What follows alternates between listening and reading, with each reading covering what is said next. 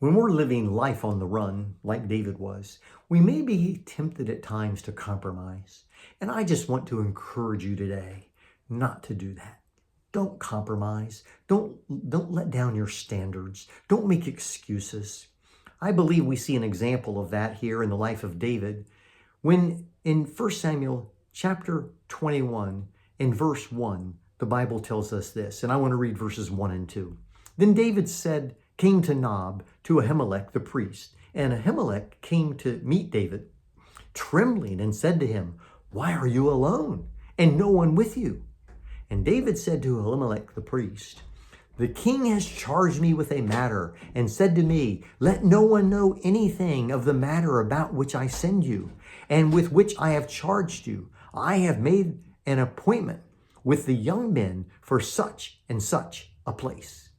Now, what David is doing here is telling a lie. He is stretching the truth. Sometimes I believe even godly people like David, when we are on the run, we've been running and we're weary and we're tired and we're battling and we're constantly threatened, we let our guard down.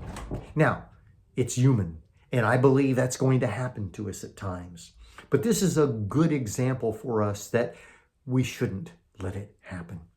I just want to encourage you today to always do the right thing, even when it may not be to your benefit. In this case, he comes to the priest Ahimelech. He tells him that he's on a secret mission from Saul and no one is to know about it. And so in the verses following, Ahimelech helps him. He gives him some food. He gives him a sword. He thinks he's doing the right thing because David told him a white lie, just a little stretching of the truth.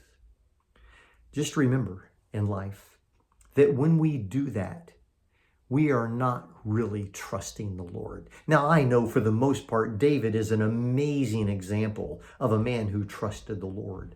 And God, in spite of our failures, still delivers us. But I just want to remind you today of how important it is not to compromise, not to let just a little bit of wrongdoing creep in. That opens the door for more. It opens the door for the devil to do things that are even worse. I don't want to do a spoiler alert here, but I want you to know that because David did this, serious things happened later on.